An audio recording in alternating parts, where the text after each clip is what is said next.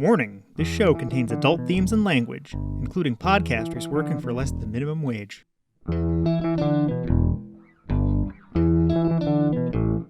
Dysevidentia is an inability to reliably process evidence, and this is a podcast all about it.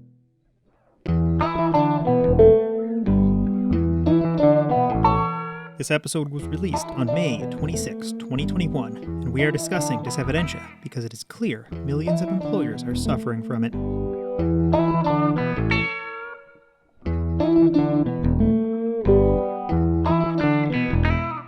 I am Mako. And I am Sqeaky. We discuss logic and evidence because most people are too overworked to dedicate enough time required to do so.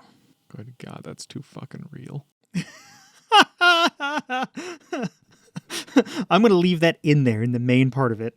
Check out our sponsors at Dysevidentia.com on our support page. If you quit your job as a part of the great workers' rebellion that will be coming any day now, you can still help by liking, subscribing, leaving a review, and telling your friends about the podcast. The small business of the show is the Omaha Children's Museum. If you have little tykes and are visiting Omaha, it's pretty cool for them. If you have a small business you want plugged here, let us know. You can reach us at contact@dysevidentia.com, the Dysevidentia subreddit, or at Dysevidentia on Twitter. Today we are going to discuss corrections from Episode 6, technical difficulties in the chip shortage, and work setting us free. But first, I'm going to go on a rant. Don't read my words, use my intent. Don't read my words, read my mind. I'm a podcaster, I'm an expert communicator. Words have meaning, sometimes. Words are really just tools. They are tools to move an idea from one person's head to another. This means that sometimes words are fuzzy because the idea is fuzzy. Most of the time, this is fine because we are dealing with people we know, or at least people sympathetic to us. And when we are vague, they can help fill in the gaps. At work, you might discuss the printer, and know we are talking about the one on floor 5 that always jams. Or we might talk in terms of filling the shift, because no one wants to work Saturday nights. At home, we might talk about dinner, and know that we're talking about that special mac and cheese recipe, or we might talk about the other day, and know the exact event. Words can be imprecise, and still move the idea most of the time. This can break down when we are talking to unsympathetic people, like some sleazy salesman might sell you a warranty, knowing that warranty gives you the impression of protection, when in actuality it gives you a bunch of red tape and extra headache when the thing you bought breaks. This is not the only way words can break down. In the past few weeks, I've seen 2 words break down for different reasons. When I talk with people about evolution, a common argument is that it is just a theory. In common parlance, a theory is just an idea that isn't fully formed, a conjecture, a guess, a thing that might be. We could be playing cards, and I might have a theory about what cards are in your hand. When a scientist is discussing a theory, they have a different idea. What us lay people call a theory, they call a conjecture, and those don't have much evidence, but haven't been ruled out yet. Notice that extra specificity? To build on that specificity, a scientific theory has a body of evidence supporting it, and none disproving it. Gravity is a theory, evolution is a theory, how germs work is a theory. And we can look at germs with our own fucking eyes, with a toy microscope, and germ theory is still just a theory. So communication breaks down when people are trying to disprove evolution and don't know about the evidence, and then try to play semantic games. They often pull out the phrase, just a theory, because that word copied an idea in my head and pasted the wrong one in theirs. It doesn't help that people saying this are usually dishonest, or at best, misguided. The other word that failed me is socialism. When liberals say this, they mean some form of government with at least some centralized aspect. It is fuzzy. Some mean fully centralized, some mean the United States because we have social roads, and that's a broad gap. It often takes more words to clarify, but this is like discussing if submarines can swim. It is awkward, but it can be worked through to get the ideas across. When conservatives use this word, they are all over the place. Some mean something like a government, but many mean enemy. I had one tell me earlier today that every Democrat goal was socialism. I have seen plenty claim that canceling Medicare, getting rid of a social program, was socialist. The guys over on the Cognitive Dissonance podcast relate a story where a conservative said, "Socialist is what we call that guy because we can't say the N-word." End quote. When used externally, this appears dishonest, but most don't seem to know what their words mean, so it is hard to call them liars. Many of them lived through McCarthyism and the Red Scare, or were raised by parents who took that seriously. I will link to some reading on that in the show notes. The short version is that socialism is a universal label for the enemy because of this period of intense propaganda in American history. So they see the word as a loyalty test, or a way to vote to decide who the enemy is. If you agree the bad thing is socialism, you pass the loyalty test. Or, if 1,000 people call it socialism at once, then it must be bad. No need to actually evaluate it on its merits or look at any evidence. Even those contortions are words doing the job of moving ideas from head to head, just not in the direction that all people expect. If a conservative calls a thing socialist, they might be checking if you are a conservative, not telling about the status of workers' rights with regards to that thing. We can try to be more careful with words. When I am discussing my hunches with people, I often call them hunches, guesses, or conjectures. When I am discussing evolution, I leave out the word theory and stick to evidence and facts, as to avoid useless semantics. When I am discussing democratic principles, I say electoral principles, or rights of the republic, or something equivalent. But we also need to be careful with the ideas others are giving us. When someone says, God says homosexuality is a sin, are they really testing your response to their bigotry? When they say, chiropractors or doctors, do they know about pseudoscience? Or do they distrust science-based medicine? When someone says goofy Q shit, do they just mean to share their ignorance? I wish there were some deep moral or witty quip, but I don't have one. I just think we need to be careful with the words we give and get, because there is no way to simply be more precise or otherwise guarantee clarity. We just have to muddle through each situation, knowing that our words dynamically impact our communication, and what we say or hear may not be moving the ideas as intended. You said software's made of ones and zeros? Based on recent events, it feels like mostly zeros. I would imagine some software that is the case. I haven't seen any good software in the past couple weeks. Even the software I wrote is garbage. So I guess we should start off with a couple corrections. Yes. In episode 6, our big warning said Joe Manley. It should have been Jay Manley. Yep. Messed up there. I guess that's all the time he deserves. Damn. Also in episode 6, we said that study participants wouldn't always be informed about what the study was about, and I guess that's not the case anymore.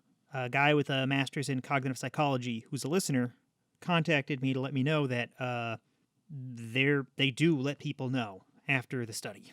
It's not like some big, huge mystery, and there's like an ethics board and stuff that says what can and can't be withheld. Yeah. Participants, they're made sure that they are informed at, I guess it would be at the soonest opportunity that it wouldn't compromise the results of the study.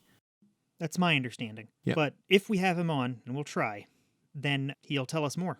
And again, he studied cognitive psychology, so it seems like he'll have opinions on evidence. Yep. Almost certainly. Okay. So, episode 7 came out quite late. We had a whole bunch of really fun technical issues. My GPU freaking exploded. My system's water-cooled, so it's a giant pain in the ass to change that around. Mm-hmm. Our video guy, we tried to get a new laptop so he could do the YouTube renders and get that done better and faster, and all of that's broken as all fuck. So I'm just very angry at technology. Yeah, all these failures happening so close together it's actually a little bit alarming. So my GPU died during a power outage. Your computer didn't turn off. Yeah. But I was playing video games the moment I was in the middle of Valheim, right? And I was trying to run over and storm a little building with little goblin dudes in it. And during that moment, the power cut out. This lamp right up here, I'm pointing at the frickin' ceiling of our basement where we're recording, flickered for about a third of a second, but my computer totally turned off, and your computer, that's 3 fucking paces away, It didn't turn off at all. It didn't seem disrupted. That's the difference between having a 300 fucking watt GPU going full tilt and not. And because of Ohm's fucking law, for the briefest of moments, there was 10,000 volts going right through that part of my graphics card, so it fucking fried. And I was in denial for a good week while I tried to troubleshoot a boot issue. To be fair, issues like what you experienced are sufficiently rare that it would be irresponsible to suspect that first. Yeah. As I was going through and trying to reinstall the OS, I was getting a ton of help from boards online, and I was giving them like low-level kernel messages, and it got to the point where I was digging through the source code for the driver for my graphics card, and I realized this can't happen. This just can't happen. I just had to get tons and tons of evidence to get there, and I'm like, the only way this can happen is if the graphics card is very busted. So we looked for a graphics card, we found a spare one in a bucket somewhere, and got my computer to a, I don't want to say a working state, but to a state where we proved it was my graphics card using evidence and experiments about half a day later. Yep. And you want to discuss the video guy's issues? Those were weird. I came into trying to troubleshoot that issue a little bit late, and there were performance problems with the render specifically. Much stronger hardware taking longer to render than the previous hardware that we were using to do the render. And so trying to understand exactly how much better and like how it should perform, the overall performance characteristics, not just of like the hardware itself, because you can look up online and look at the numbers and get a rough idea of what it ought to be, but I mean, you're never really using this hardware in a vacuum. You're using it with operating systems and custom software put on top of it.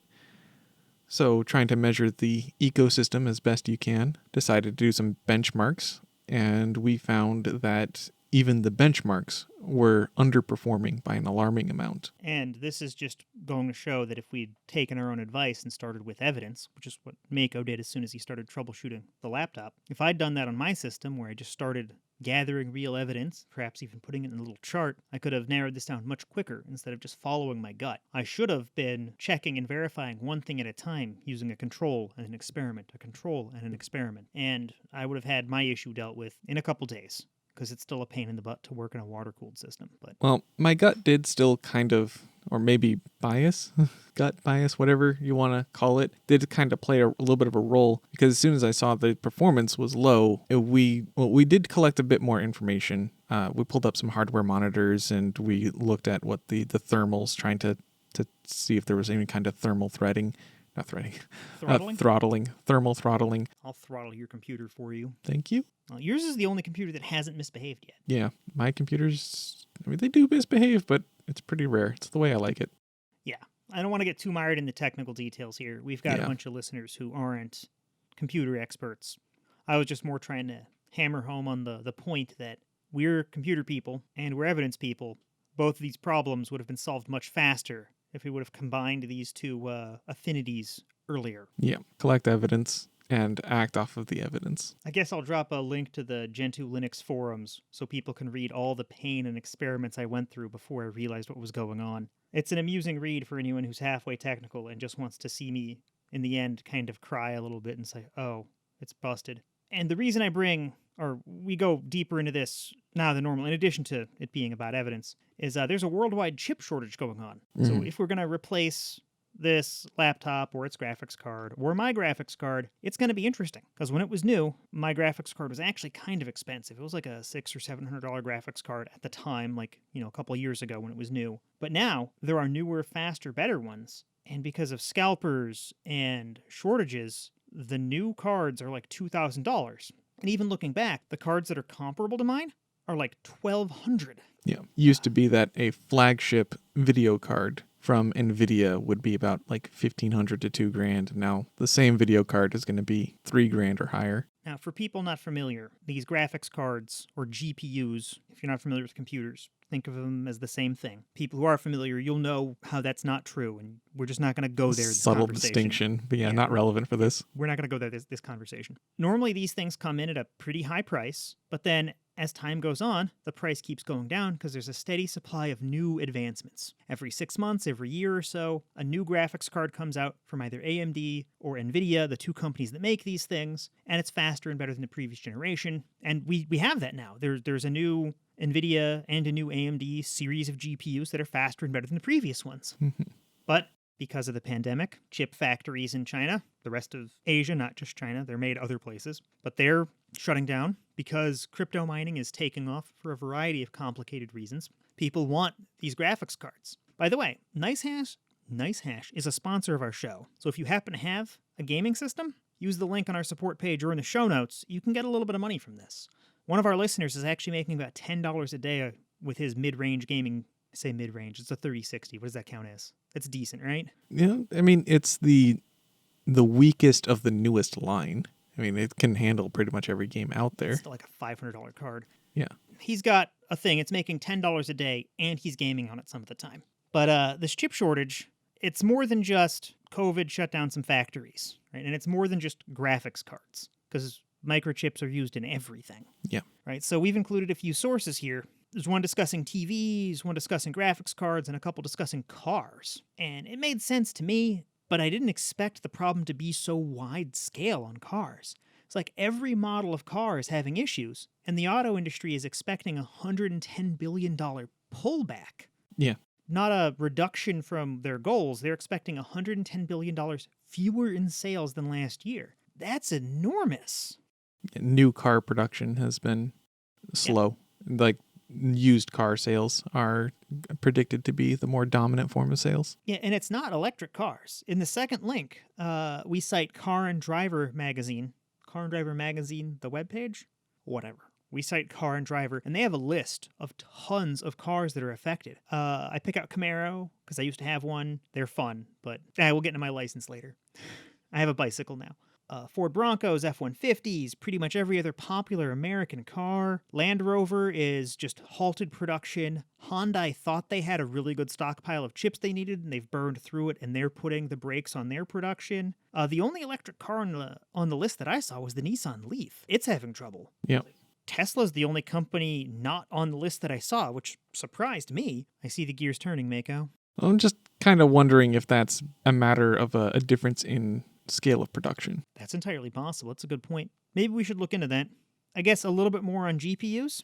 We cite PC World for the graphics card and GPU discrepancies, but something else that's impacting this is people are staying home more, right? Which I thought would mean car sales wouldn't need to go up, but people are buying more TVs for home, more home entertainment electronics. Yeah. People are playing more video games. The new PlayStation, the new Xbox that came out, they have the same types of chips in them that are in gaming graphics cards. And those were just released over this last Christmas season. There's lots of extra demand and very constrained supply.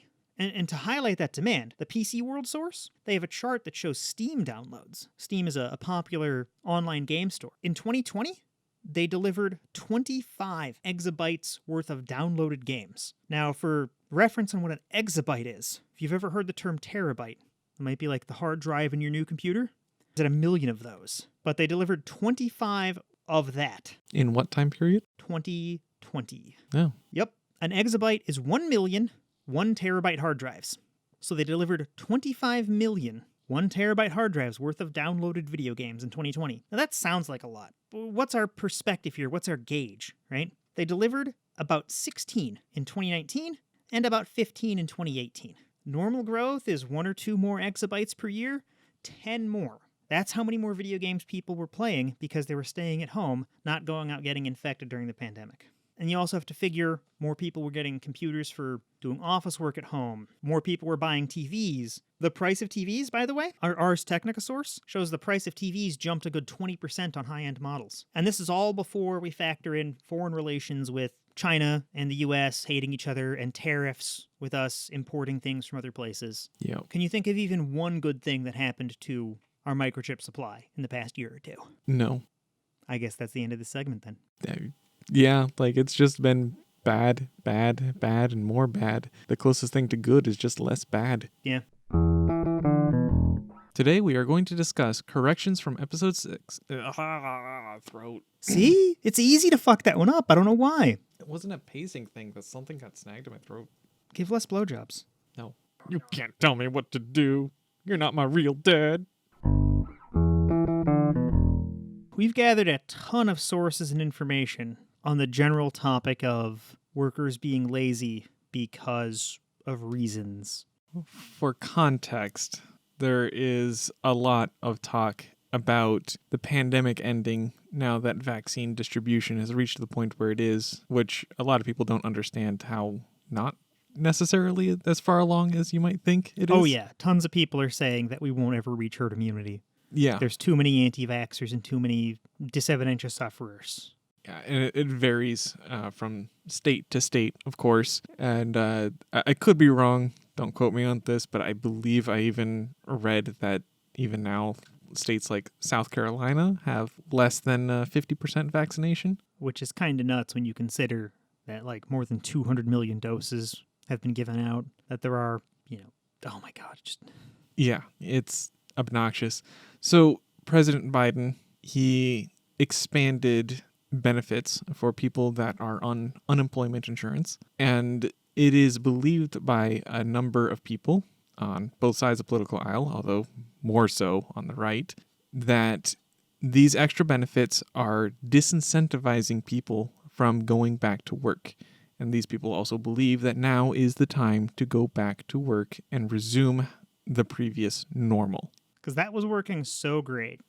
Yeah, there's a whole lot of problems just with that premise alone, but keeping things more strictly on topic, there was a report on the number of new payrolls for the month of April.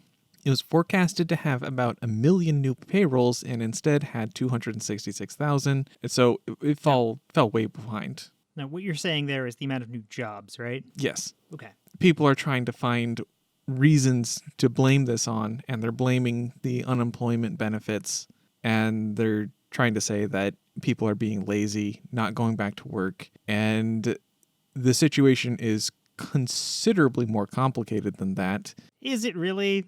Is it? Well, I mean, yeah. people died in the pandemic and people want to be paid more to risk their life. It's pretty simple. I mean, we have different sources citing different things, but we've got hundreds of thousands of people who contracted it at work and then died and left vacancies, and people don't want to go work for people who let their employees die, especially for minimum wage. People don't want those jobs. Yeah. Doesn't seem that complex to me. And we've only got like 12 million sources over here. Oh my God. So we did focus on these details in particular, and that's where a lot of our discussion is going to go. But even beyond this, I've read other stories that said that these people are taking the opportunity to not leave the workforce, but change where they are in the workforce to retrain into new skills. And so, I mean, there's that extra detail. And I mean, if we keep on digging, we're going to find a lot of extra details. But yes, it is pretty widespread, particularly in the food service sector, that people feel that they're just not getting enough pay for the amount of risk that they are taking. We have one source that claims that the most dangerous job of 2020 was line cook. Yes. A quick synopsis there is that the mortality rate of line cooks increased 60% in the first 7 months of the pandemic in California alone. It's a lot of specificity. But for a job that you wouldn't expect people to be dying in, the basic idea is kitchens aren't well ventilated. Kitchens are cramped. Kitchens are hot. There's not as much sanitation as should be going on in a kitchen. A lot of the people who work in these kitchens tend to have less education, tend to be less likely to be the kinds of people who value hand washing. Pretty much everything about it is a perfect environment for spreading COVID. And these people rarely have access to healthcare. Yep. If you work for a big chain restaurant, there's a real chance that if you're about to go full time, they'll just start cutting your hours so you don't, and you don't have health insurance, so you get sick. You go to work sick because it's that or miss rent. So when people are saying that, oh, these unemployment benefits are keeping people from working, it's like, well, if it's keeping that guy from working, it's keeping people from dying from COVID, and that's good. And if, like you're saying, these people are retraining, maybe this guy can go get an A+ certification and go get a basic IT job that'll pay him double what minimum wage is. In a much safer environment. Yeah. Yeah. Ugh, God. Okay, so why don't we start teasing out little parts of this? What's a small area to focus on? Because we've got minimum wage, we've got UBI, we've got healthcare, we've got so many things that conservatives would just scream, that's socialism and therefore bad. Let's start with minimum wage, I suppose. Okay. Even minimum wage is multifaceted. Yep. We can discuss raising it. We can discuss what it should be. We can discuss the secondhand impacts it will have. So why don't we pick one part of minimum wage? Okay. Let's go with raising it. The $15 minimum wage that is being talked about by a lot of people. So there was a moderate politics discussion on Reddit, and it shouldn't be called moderate politics. Those are some right-wingers. It's been gradually becoming more and more right-leaning. I'm getting close to being like, okay, yeah, no, I'm out of here. I unsubbed more than a year ago. Yeah. The moderators are right-wing, And every time you accuse them of being right-wing, they're like, nuh-uh. And you're like, but you supported a Nazi here. I don't mean sort of. I mean, like, you can post where they said, never mind. Okay. So the one, which moderate politics thing are you talking about? Oh, about the Nazi thing? No. Rewinding the So- conversation. The link that you gave, I just scrolled all the way down, and they were talking about people not going back to work for minimum wage, and that if we raised the minimum wage, that it would disproportionately hurt small business. They were just throwing off these very stereotypical right-wing talking points that don't have good backing. Okay. I didn't catch those comments. The comments that I expanded everything and read it all until I Oh. had to stop. Yeah, I've kept it focused on where most of the activity was, and they were mostly just bashing the unemployment benefits. Okay. So I did a little bit of reading on what happens when you actually increase minimum wage.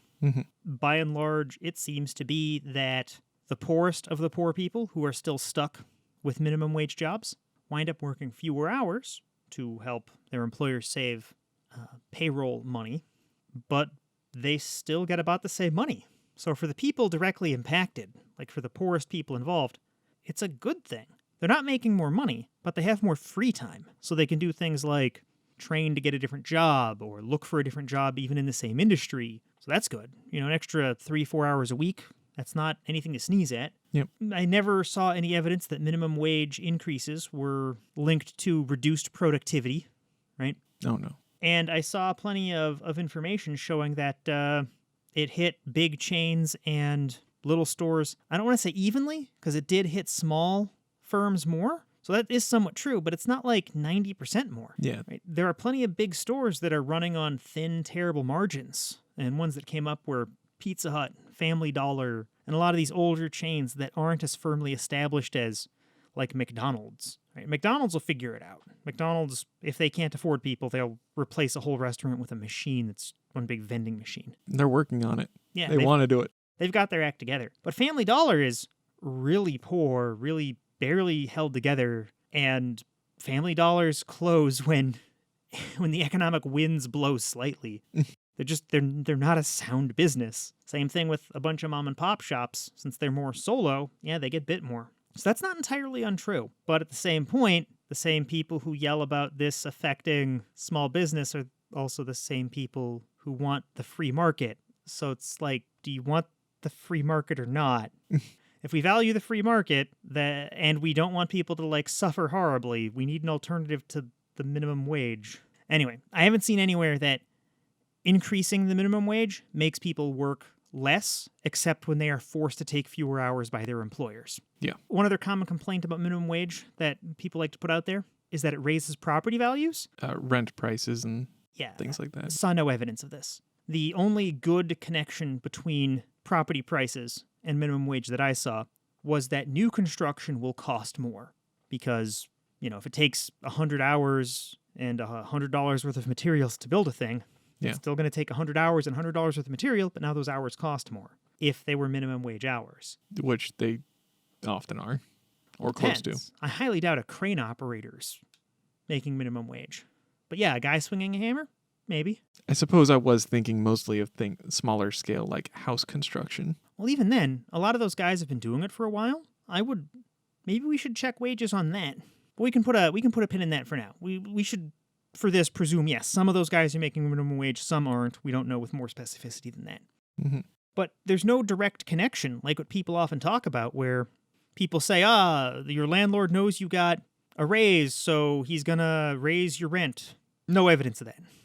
Yep. The closest I saw to evidence of that was people moving from rural areas to urban areas and correlating the cost of living with the cost of rent. It's not a valid way to approach that. Mm-mm. But it is the information a lot of people have. So there's in any way making people lazier, if that's what we're getting at. No. Well, I haven't heard people make that comment before, but it wouldn't make sense regardless. Some people try to make entitlement arguments like, oh, you're not entitled to this. And it's like, well... There was one very right-leaning blog. What was it? It was like Bigger Pockets. It was a Bigger Pockets blog Dude opened up, the very first sentence described himself as conservative, and then went on to explain why he supported increasing minimum wage. And he kept couching it in terms of, these people don't deserve it, these people shouldn't get it, but you know what? I have fixed rate loans, and in a couple years, these people will still be screwed when inflation catches up, but I'll be making a larger percentage of profit. And I'm like, wow, what greedy self-servingness. But he's still in favor of raising minimum wage. Whatever gets us to the goal. I don't think the goal is a higher minimum wage. I think the goal is reduced human suffering. Increased minimum wage, in my opinion, obviously does that. Yes. I guess one more piece in line with raising minimum wage. One of our sources, where was it? There's so many. An MSN article discussed how CEO wages raised at 10 times the rate of the minimum wage. So not CEO pay is 10 times more. The rate of growth. So if they grew, if minimum wage grew 1% each year, they're saying CEO wages grew 10% each year. Yep. Right? If minimum wage grew at the same rate as CEO pay, minimum wage would be $44 per hour right now. I think I read the same article, and it's not quite, like, you're close to correct, but I think there's correct me on it. Yeah. It's not specifically CEOs. It is Wall Street bonuses. Wall Street and security workers, specifically. Their bonuses grew at 10 times the rate of minimum wage. Oh, so they also get salaries on top of that. Yes. So it's worse. Yes. This is one of those things where people who shout about the free market don't want to open up and acknowledge people like that guy at the Bigger Pockets blog. They say things like, these people don't deserve the money. The reality of the situation is, if you don't have a lot of skills and you're working for minimum wage, what are your other options? And do we want to live in the kind of society that lets people die? If you don't have enough money, and you can't afford health care, you can't afford a place to live, I mean, that's a recipe for homelessness or medical debt or otherwise horrible suffering that we have the resources to deal with. And it's not even that hard to deal with it. We're talking about Wall Street bonuses. Yeah. Could potentially be taxed, or billionaires could be taxed, or as this recent bill the Democrats passed through the House, we could reduce taxes on the poor and the middle class and increase taxes on billionaires and still wind up with a budget surplus. Or at least that's what they're projecting. Yep.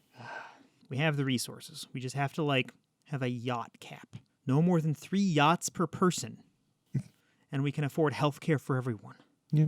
Sorry, you got me going. Yeah, that's actually a pretty good segue to go into UBI.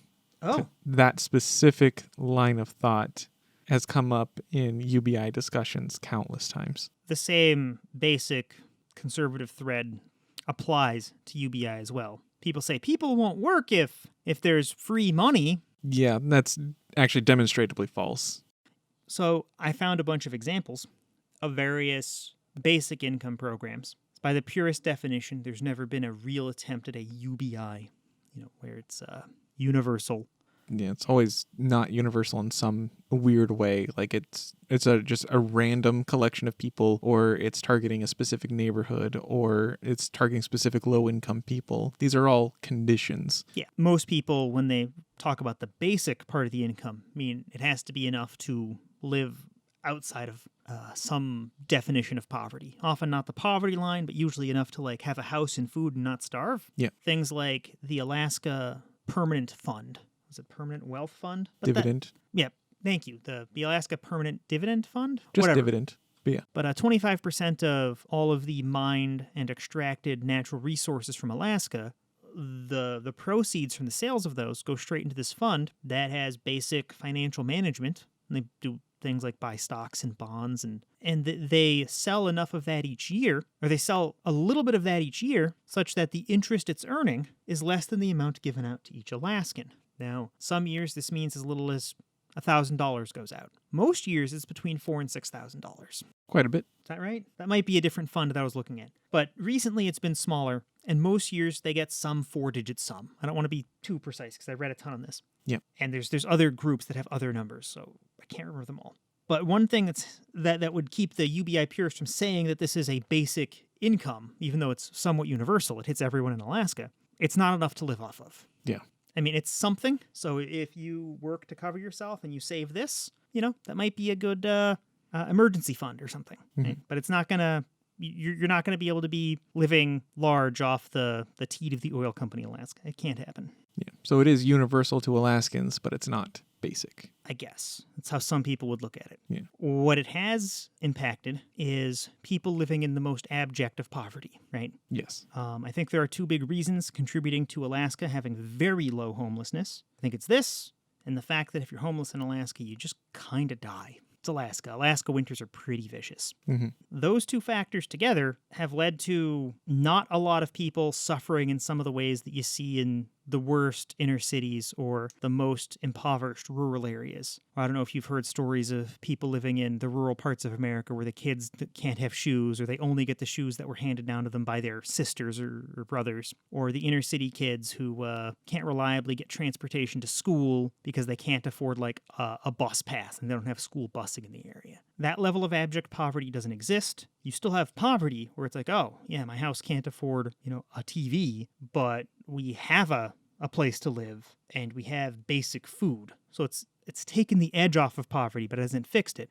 And every economist that's looked at it has said there isn't been a significant impact on employment up or down. And if you look at it, there's another basic income program in Kenya and another one in Taiwan and another one in Finland. They all say very similar things. The one common thread for every single one of them, aside from employment was not significantly impacted, was that happiness was way up. Oh, yeah. The one in Finland, they noticed that people on their program, which was a random trial rather than everyone, people on it trusted the government and trusted their neighbors and peers much more. Yeah. Just weird. When you're not constantly trying to scrape by on resources, you're not constantly thinking in that competitive mindset, tend to be more open and welcoming to things. Another one of the big ones was the Cherokee Casino Fund. This group of native peoples here in America put aside money that some of the casinos earn and just give it out to every person who's verifiably part of one of the Cherokee First Peoples. I don't know if I'm using the right terms here. I'm trying not to be offensive. But they're getting quite a bit more money than the Alaska Permanent Fund is giving out. And these people have broken out of common horrible issues. And it's a different set of issues than what people in Alaska or Finland or Kenya are breaking out of. But they're breaking out of their problems with the money they've been given. And by and large, they have employment rates matching people from other ethnic backgrounds in the areas they're in. It's almost like people are making their own decisions, like that free market thing where people get to make their own decisions as long as they actually have enough resources to make decisions with. Yep. I do remember the pilot experiment, the UBI pilot experiment that was done by a Japanese billionaire. Billionaire. Is that a billionaire in yen or a billionaire in dollars? Because that's the article different. didn't specify. Because it's different, but I guess maybe it isn't. I mean, depends. Fantastically wealthy is fantastically wealthy. So I believe it said that he started just giving basic income to 1,000 random Twitter followers. What? Yeah. Okay. Yeah, but it was enough to be a basic income. And in addition to these other common themes, he also noted from the surveys and questioning people that he was giving the money to, that they were 3.9 times more likely to try to open a business. Oh, yeah. Yeah, if you have something to fall back on, you're more likely to take... more risks. Well, I don't want to just say risks, but well-reasoned risks. Yeah. Because if you get very poor, you might take bad risks. Like one of our followers sent me a video with, this was in relation to the guns episode. That's another video on Discord. But this guy with a shotgun broke into someone else's house, and the homeowner repelled the guy with a shotgun with his bare hands. Yeah, so it turns out a good guy with judo can stop a bad guy with a gun. Okay. But the point I was trying to make to connect it here, I would imagine if that guy that did the home invasion had a little bit of money, he might have been less inclined to break in places. Yeah. When you have your basic needs met, like housing, healthcare, food. Those things Maslow cared about. If you have these things met, then doing things that could functionally end your life, like trying to do an armed home invasion against an apparent black belt, that it doesn't really seem like a good risk-reward proposition. So I would imagine people are much less inclined to engage in entire swaths of crime. Yeah, so that's why I wanted to distinguish kinds of risk. Starting your own business is a risk. Invading someone's home with a gun is a risk. Yeah. But the risk reward is very different, right? You can get a moderate reward robbing someone's home. You could get their TV, some jewels, but Where are you at when you reach the failure state? yeah, you could die. Yeah, Right. with the armed robbery. Yeah. So you have to be pretty desperate to take a moderate reward for such an extreme risk. And the risk in starting a business, right? If you succeed, you could be a millionaire in 10 years' time. That's a really good way to earn a lot of money, is start a business that is successful and work at it for several years. Yeah. And if you fail, maybe you're in poverty. Maybe you're poor. Maybe if you didn't do it right, you hurt your credit score.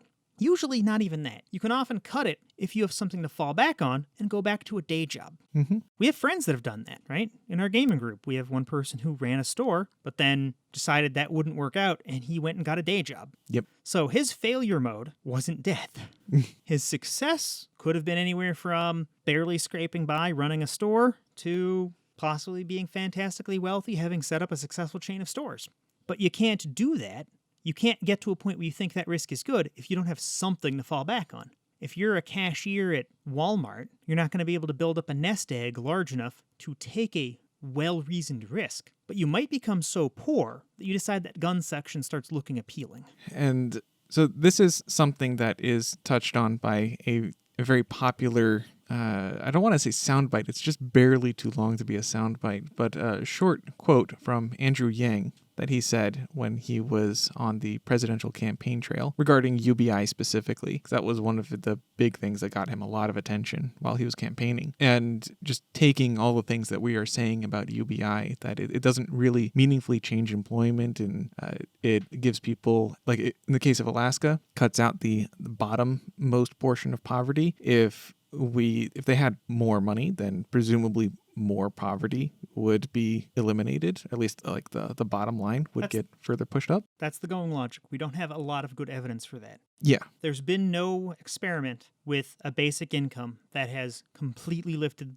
the populace, given it out of poverty without significant conditions. Yeah. Okay, sorry. Didn't mean to interrupt. Yeah. You're saying about Yang's freedom We dividend. we have a bunch of things that have been poking at it that collectively suggest it, but you're right. We have nothing that outright says it. Yeah, it is the reasonable logical conclusion to draw, unless you have some other evidence that it caps somewhere. And we need larger scale experiments in order to figure that out. And so far, people have been slow and careful about doing these experiments. But Andrew Yang's comment was that a UBI is not socialism. It is capitalism that simply does not start at zero, creates a new common floor. I like that approach a lot. And another point Andrew Yang brings up often is there is a lot of unpaid labor. Yes. Right? If we have stay-at-home parents, raising kids is an important task. Or the elderly. Right? Taking care of mom and pop when they're when they need it. That's important. Yeah. Imagine if we weren't successful software developers and we couldn't save up enough money to say, hey, let's start a podcast. Mm-hmm. Right? There's plenty of people who could make better podcasts than us, but weren't as good at being software developers as us to save up a nest egg. They couldn't have done it. They're starting at zero. We're not. Yep. It's another thing that ticks me off about a lot of these people who think the country is a meritocracy. Now, don't get me wrong. I really like the idea of a meritocracy. People earning what they earn. Instinctively, I think everybody has an appeal to, meritocracy has an appeal to them, but We don't have a meritocracy. no, we don't have Yeah, it. we're nowhere. We have nothing like a meritocracy. We have a bunch of people who have things, presume they only have them because they earned them, and ignore the very concept of inheritance. Yeah. They're taking a top-down approach, which is the to try to rationalize it, and that's the opposite of correct. Yeah, and I think a lot of these people also feel threatened because they don't realize the scale of wealth disparity. Right? The rich people in this country are really, really rich. Yeah. It's outrageously wealthy. Yeah, so and when I say that, I don't just mean like, oh, $1 million is a lot. Okay, let me put this in perspective.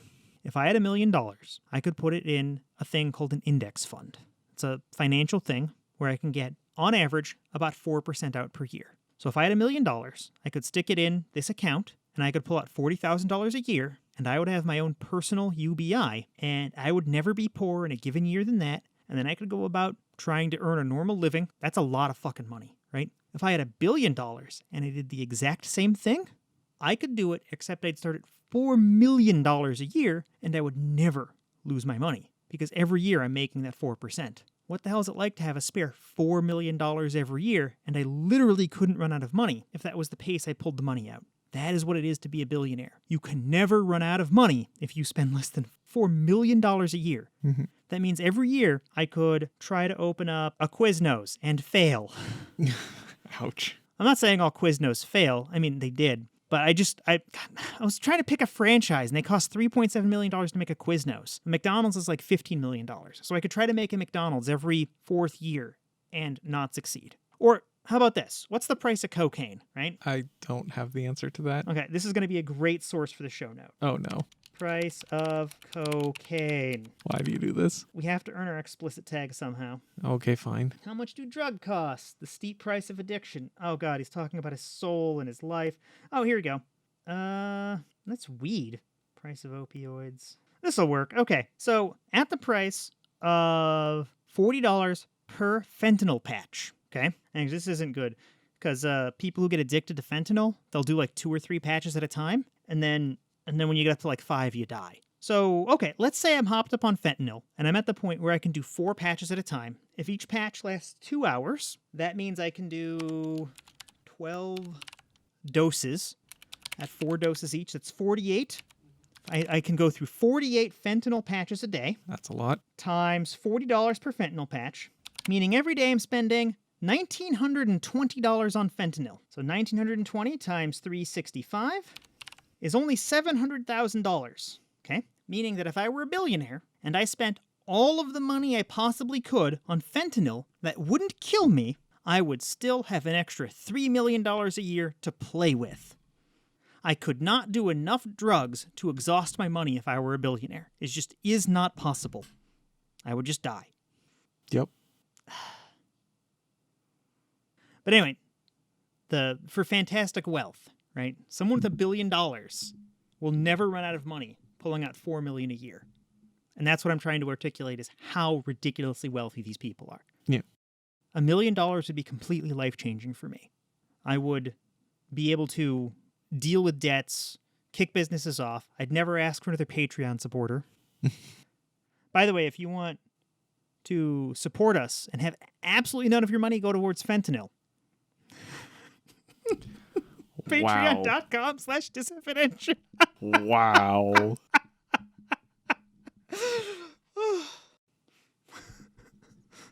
All right. Sorry. I took us way off topic here. I will include the source for how much fentanyl costs in the show notes. If you tax these fantastically wealthy people who cannot possibly spend their money, that could be potentially used to raise the floor for the rest of us. Yeah. So I've heard other discussions happening trying to convey the huge amount of wealth that being a billionaire has, and saying things like, you want to just never have to pay for education again? Well, Jeff Bezos alone can do that. If just a portion of his wealth were to be redistributed, we can just solve education forever. Well, for the foreseeable future anyway. And we could probably keep that afloat. So it is just a huge, huge amount of money. And raising the floor, like, oh my God, so much I can rant about. For perspective, there are 614 billionaires in the U.S. That's quite a few. It's actually more than I thought. It's gone up since the Trump presidency and since the last recession. Of course it did. Because during a recession, if you're really rich, right, it sucks for you because you lose a few percentage points off your portfolio. Well, and you don't care because other things crash. You buy those crashing things, and then you make more money when they recover. That is exactly where I was going to go. Yeah. Yeah, it sucks for the rich guy because he loses a couple of percentage points. It sucks for the poor guy or for the middle income guy because he loses his house. Yeah. Totally different scales of failure here. Yeah, it is ridiculous. But being able to have ready access at a minimum to food and lodging would have pretty substantial benefits. Then expanding it even further, having access to healthcare, having access to education, having no barriers to any of these things, it means that every single citizen would have the maximum opportunity to reach the maximum potential that they can. And that's not the system we have right now.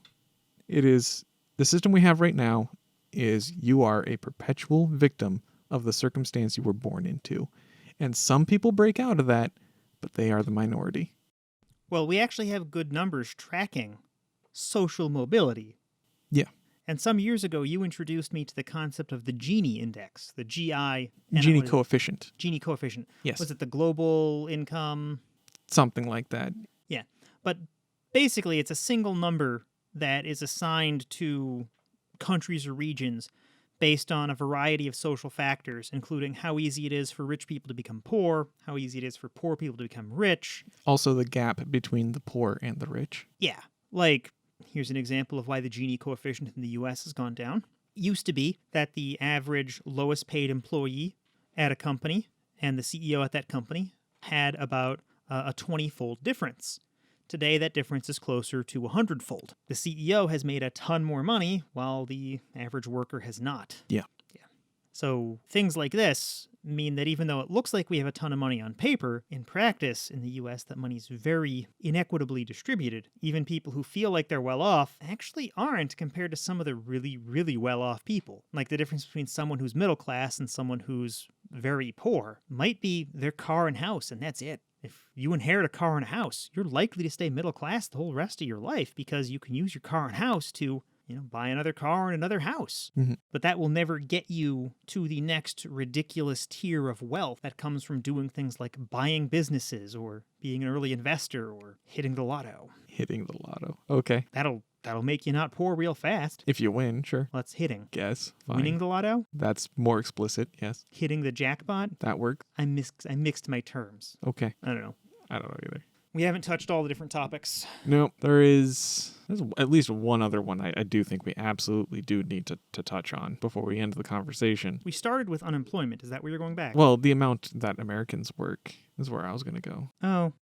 Do we have a good point for comparison? Perhaps? Regrettably, we do. Oh, well, certainly we're doing better than medieval peasants. We're literally not. So it's a little bit difficult to get exact metrics on the amount of hours worked by medieval peasants. But we got some good information. We know that generally they worked from sunrise to sundown. So as seasons change, their work hours change. And so we tried to measure them, the amount of work hours annually. And we know that they took frequent breaks throughout the day, for many reasons. Best we can tell, the average amount of work that 13th century peasants worked was 1,620 hours annually. Now, if we look at the average American worker as of recent... How about my last year at Ameritrade? I took 1 week off. Mm-hmm. Right, but I worked, I'm going to say 40 hours a week. Sure. It doesn't count me driving there. It doesn't count the overtime. It doesn't count the on-call time. So 40 hours times 51 weeks puts me at 2,040, not counting overtime, not counting drive time, not counting on-call. What did you say the medieval peasant had?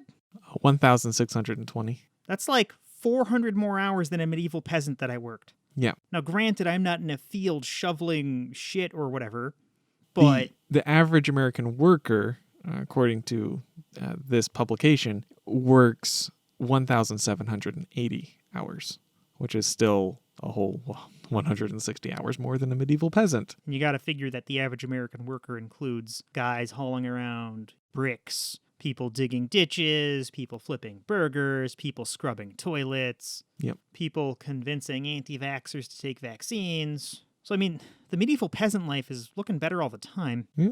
Frequent breaks all throughout the day. They also had a lot of expected holiday days, didn't they? Yeah. Like if somebody new came from out of town, like if there was a carnival or something, there was an expectation that work would just be kind of called off that day, mm-hmm. right? And there were various religious and ceremonial holidays that were just days off, and pretty much no working on Sunday, right? I don't remember reading that, but wouldn't surprise me. Well, I mean, medieval peasant had a little bit more religion in their life than the average American does, keeping the Sabbath holy, and I think that was in that source. Are you talking about the Vintage News? Yes. Yeah. That one specifically called out okay, every Sunday off. So they wouldn't have to go into the server room on Sunday to swap out a single CD after driving an hour each way to swap out the one fucking disc. That never happened to me. No, never. Sounds like it happened to you.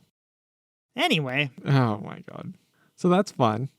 Trying to call large swaths of the population lazy when we are literally working more than medieval peasants is interesting, to say the least. Is that counting people with multiple jobs? Do we know that? I don't remember him specifying. Because a lot of labor statistics are gathered by employers, and employers don't often know how many jobs you're working. So it's entirely possible that somebody has a shitty fast food job where they're being screwed for hours so they don't become full-time.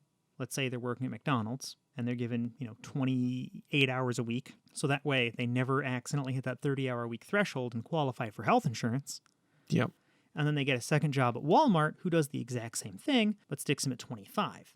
Now you've got somebody working 50, 55 hours a week, something like that, which that makes the numbers look absolutely insane if we do that. It's 52 times 55. That person would be working 2,800 hours. That person exists. That's not a rare person. And that's shitty, like labor-intensive, health-risking type of work. And I've met that person. And that's 1,200 more hours than the medieval peasant. And that person can't afford a place to live. Yep. Okay. Yeah. I really do think we could use a floor for our economic activities. Very much so. It would be nice if that floor were somewhere near the poverty line, but any floor at all seems like it would be pretty good. Okay. So medieval peasants aside, there were a whole lot of other points in these sources. So many. Are we going to be able to get through them all? We can just pick some other key important ones. Mm-hmm. Let's look. What sticks out in our 3 pages of just this one topic? One thing I think is interesting about a lot of workers leaving their jobs is the amount who left one restaurant or one retail place all at once. Yep. There's a bunch of really good signs, and they're very different depending on whether the workers put them up or the employers put them up. Very different sentiments. So like one that I remember specifically was over a drive-thru and said, closed. Closed because people aren't doing the work they signed up for. As if people signed up to die in the pandemic for minimum wage. The exact quote for that sign is, "We are temporarily closed because people do not show up for the job they signed up for." Oh, you have it up? I knew that one was going to be quoted, so I set that aside in the notes. Okay. There's so many things wrong with that one quote. Like you said, people didn't sign up to potentially die. They didn't sign up to be mistreated. And even if for some weird warped reason that they did, people can kind of just change their minds. Yeah, we're not slaves. We're allowed to not go into a job. They don't have to keep employing us. Yeah. But when we're talking in terms like that, where it's, I have the right to work, you have the right to not employ me, often that means one person at a time, and a typical fast food restaurant will have between 30 and 50 employees. To have a team that large to all walk out simultaneously means the employer done fucked up. And then to air their grievance with that particular word choice, it reeks of entitlement on the employer's part. They think they should just be able to do whatever they were doing and just keep on doing it. They think it's just fine, and it is other people that have the problem. And no, not how any of this works. One of the sources, and this was Bloomberg, cited a study done by Microsoft, and they have some charts in there. This is it'll be the only Bloomberg source if you want to take a look at it in the show notes. But the charts show how vastly employers misjudge how happy employees are. Yeah. In there, they say that something like 60-ish% of employers think that workers are prospering, and something like 35% of employees think the same thing. There's a 23% difference. I remember the 23% pretty clearly. And if you go down the list, the more minority categories you fit in, the less likely you are to say that workers are prospering. So women say it less. Single isn't a protected class, but single people say it. Black people say it more. They didn't measure gay people saying it, but I have to imagine that if you're, the one gay black woman at a workplace, you're probably feeling pretty shitty when your rich white employer tells you that you're prospering, and you might feel different. And apparently most workplaces vastly underestimate the amount of people looking for work. Don't have good numbers on how many workplaces are, or know how many of their workers are looking. It's a really hard number to get a hold on. Yeah, there's a direct incentive to try to keep that on the down low from your employer.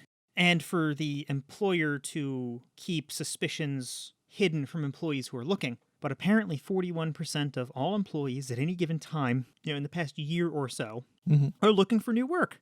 That can't be healthy. No. I don't know what the right amount is, but I can't imagine it's 41%, and that number is misjudged by employers. They think it's closer to 10%, I think.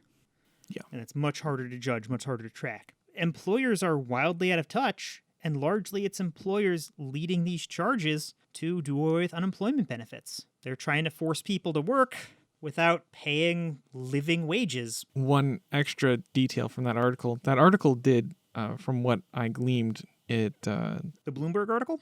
it primarily focused on more tech-related jobs. It was a Microsoft survey, yeah. And so one comment that stood out to me was a bunch of people were transitioning to work from home because of the pandemic, of course. Mm-hmm. And with it, the amount of meetings, times just spent on Microsoft Teams or whatever, Oh, yeah. is shot up. For people not familiar, Microsoft Teams, Discord, Slack, these are all chat applications that office workers often use to stay in touch with each other. Not the most fun applications, but they're important for these tasks, and they're the businessy version of Zoom. So these leaders are mandating more meetings, which makes them less productive, and they are also trying to contact these people at random odd hours. Like one person specifically commented that they are being messaged at like 9 p.m. well after established working hours by their whatever team lead or boss, and the boss is just like, yeah, no, this is fine, and like they're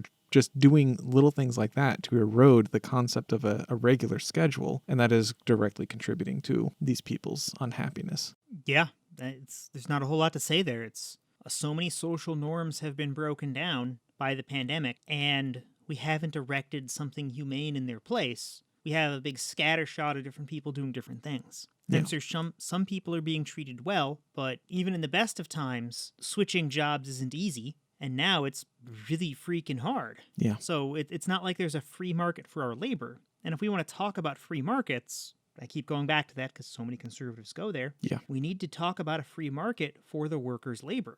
It is a product we are selling companies, and we have to be able to establish a market rate for it, because the worker is fundamentally disadvantaged because they can't sit around with an empty job for possibly years at a time. The average worker needs to get their next paycheck somewhat soon or they lose their home. That hugely disadvantages the little guy. Yeah, we need something in this place. And I'm not saying that minimum wage is always increased minimum wage is always the fix, or UBI is always the fix, or unemployment benefits are always the fix. But places that have these things have better evidence-based outcomes than places that don't. So even if this isn't the long-term fix, something similar to it will be. Yeah. Or at least something that solves all the same problems these solve will be part of that end solution. Yeah. So we have links to Twitter discussions, links to Reddit discussions, the Business Insider link that got Mako started on this kick, an article to the Wall Street Journal, which cites a Federal Reserve study, which I gathered counter-evidence on from the New York Times. And actually, that is all a big mess of details we didn't go too deep into. It's how bad lockdowns were impacting jobs in different places. Turns out the answer is unclear. It is messy and terrible.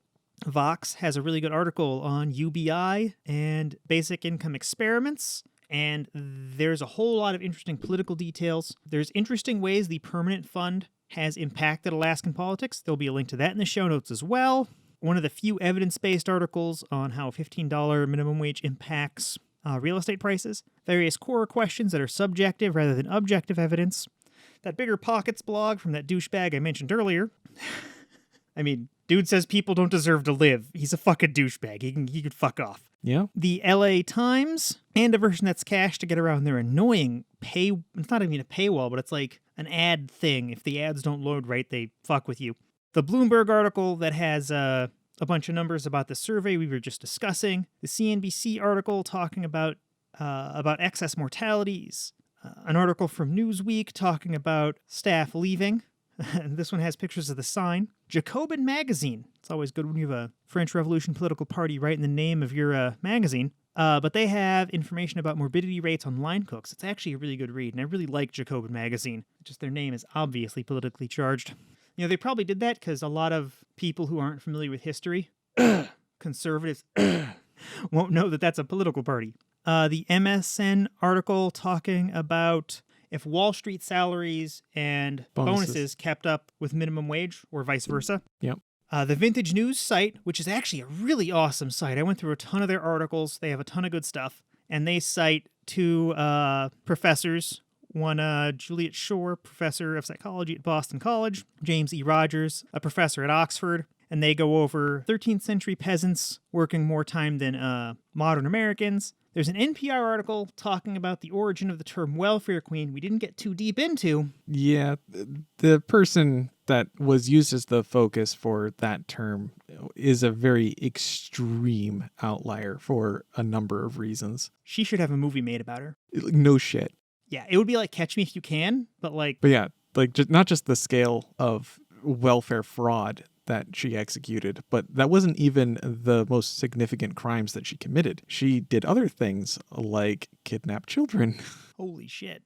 Yeah, it's a really extreme case. Yeah, and she was bad enough that she was the basis for the term welfare queen and sort of like the person Reagan pinned his hat on stopping, even though there's only one of her. Yeah, Reagan tried to make it look like this was the norm, when no, this is a outrageous outlier. Yeah.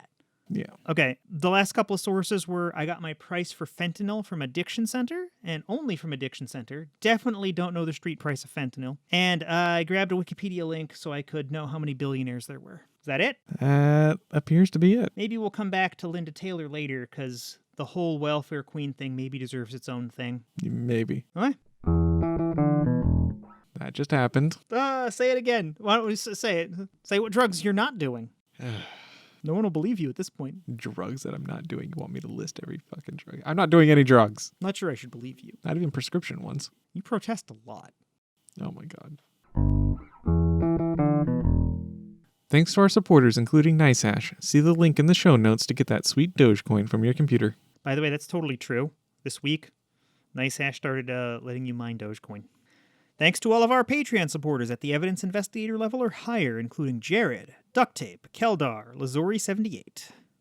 Thanks for listening, and don't forget to like, subscribe, and tell your friends about the podcast. Copyright 2021, Blacktop Studios, Inc. Intro music was Slow by Pit X. Used with permission. I don't have anything funny to say about the legal shit. It just is. Copyright messages are not funny. It just is. Okay, stopping that. Okay. Thanks for listening, and don't forget to like, subscribe, leave a review, and tell your friends. It's not do, it's the first two letters of don't. Remember, anytime you think you can do, don't. Wow. You should have been a guidance counselor. They won't let me anymore. Anymore. Too many suicides. It would have been better if you were just like, and not allowed to. Court order. There wasn't enough evidence for a court order. Of course not.